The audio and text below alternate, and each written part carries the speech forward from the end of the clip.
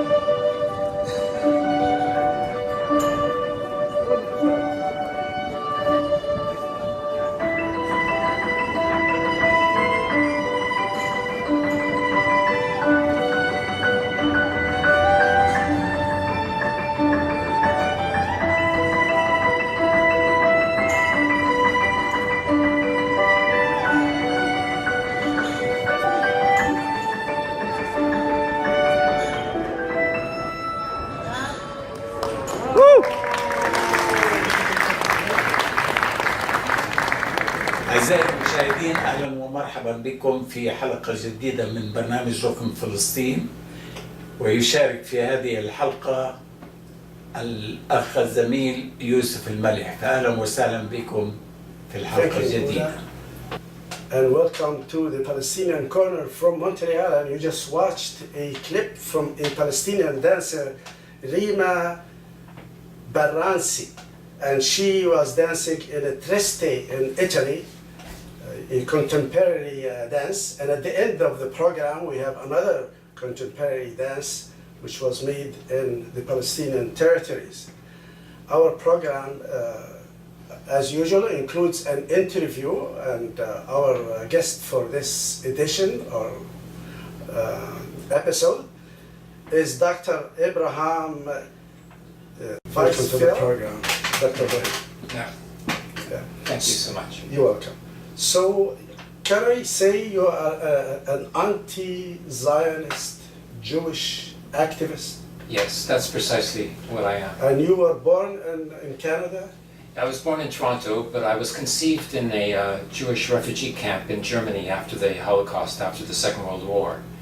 And my mother was from Warsaw, Poland, and my father from Lublin in Poland escaped during the Nazi occupation into Russia, Soviet Union, and emerged at in a refugee camp where they met, and I was conceived there and born in Toronto afterwards, after being carried across the ocean. Dr. Abraham, I would like you to go back to the history of your mother. Your mother was also an anti-Zionist Jewish activist. Yes. And we all know, or we understand this is the Zionist movement which really fought and established Israel, etc. And we can hardly hear anything about the anti-Zionist activists, whether in Germany or whether in Warsaw, in Poland, or anywhere. Oh. It's just recently we start to hear about the anti-Zionist Jews or Jewish. Yes, the anti-Zionist Jewish current was a movement, a Jewish political party, and it was also a union movement in Poland, Russia, Lithuania, that had the support of a majority of the Jewish people. Now the Zionists were able to capture a majority of Jewish support in North America and in Palestine, but before the war, before the Holocaust, they did not have a majority. The Zionists were a minority. And the majority political movement of the Jewish people in Warsaw, Lublin, etc., in Poland, was the Jewish Bund, which means the Jewish Union. The Jewish Bund in the municipal elections of 1936 had more support than the Zionist parties. Now, what happened to the members of the Jewish Bund, of course, is that they were killed by the Nazis. Most of my family was killed by the Nazis. So from my mother's family, she and her sister survived, and my father's family, my father and his younger brother survived, and that's it. Everybody else was killed, burned, and destroyed.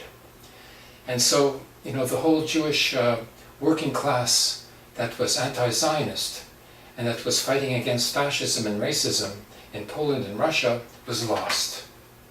Then the Zionists came and they took over.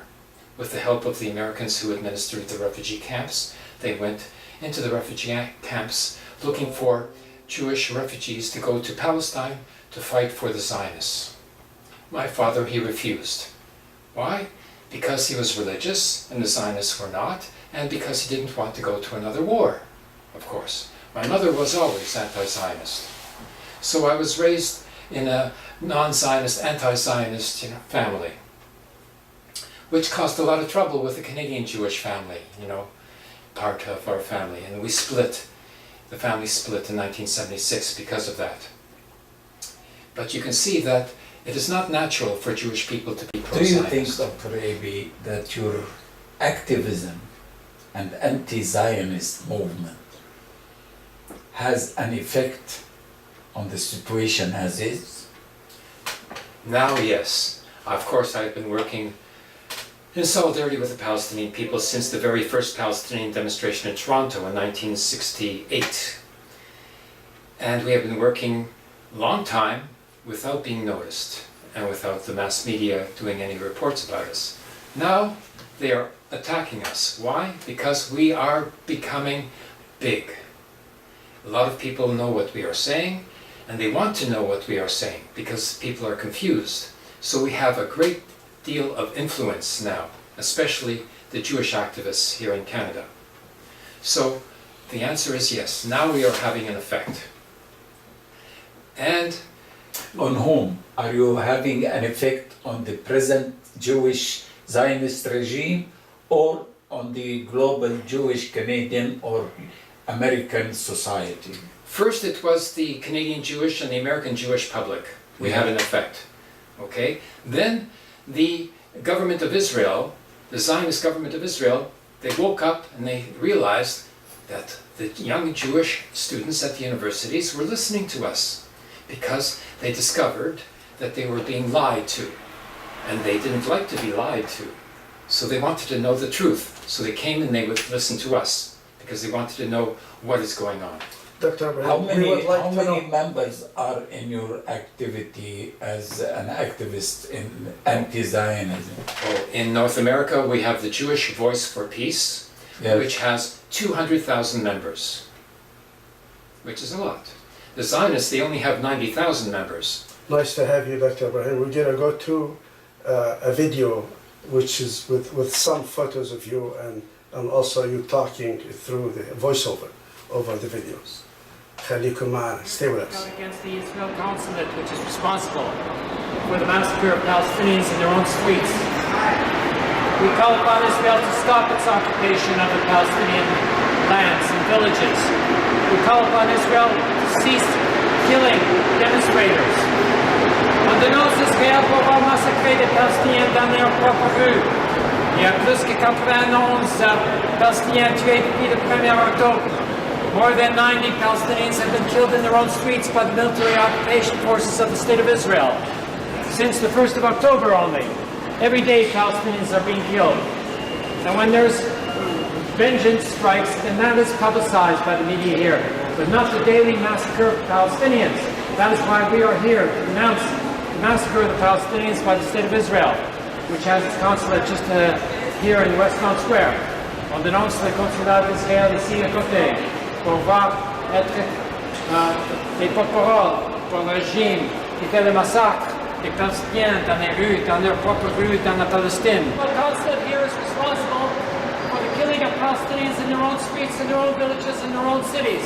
On dénonce les crimes d'Israël avec le consulat d'Israël ici à côté, pour le massacre des Palestiniens dans les rues à chaque jour. Ils sont massacrés pour manifester. Plus de 90 Palestiniens tués depuis le 1er octobre. Plus que 1000 personnes palestiniennes tirées avec des balles vives. Plus une autre 1000 personnes touchées par les balles de caoutchouc. Alors, c'est pourquoi ça, les civils sont visés par les militaires d'Israël.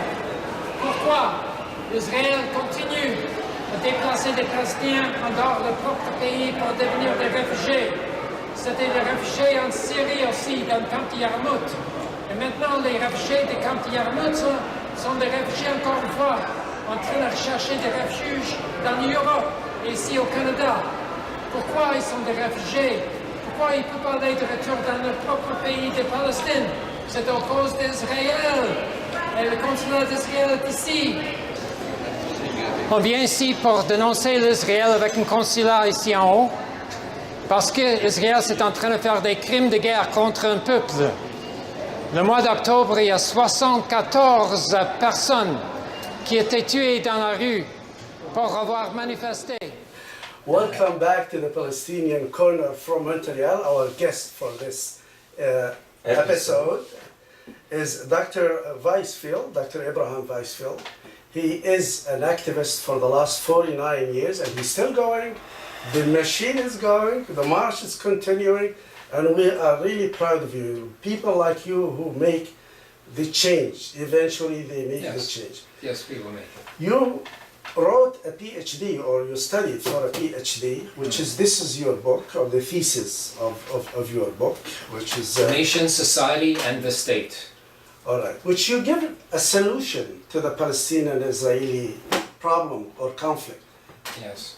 What you exactly, in brief, what is your thesis? What is your, this is your main thing now, you have to write papers on this, Yes. you have to, you are involved.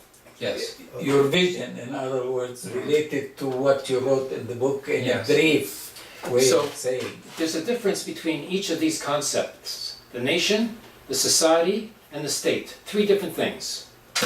Okay, Yes. so we have nations, like the Palestinian nation, we have the Jewish nation, we have all sorts of nations. 3,000 nations exist in the world. But in the United Nations, we only have 194. What should we do? We should go to what is the reality. The reality is the demographic reality. The reality of the population living there is that we have 4 nations, 2 major nations. So, in effect, we have one country with 2 major nations. So that is what we have to build from. Not one state, not one nation, but one country for 2 nations. And each nation would have their own government. So it's a one country. One country, yes, because they already mixed. They already live together.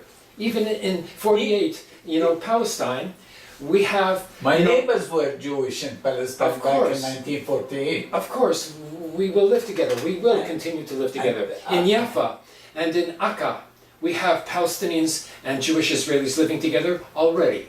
Yes. So this proves Come that it to is the possible. end of our program. Thank you very much, Dr. Abraham, for being our guest, and hope to see you again and continue the work, continue the struggle. Palestinian contemporary dance, لملمت فتاة الضوء, which is basically, they say the translation is follow the lights.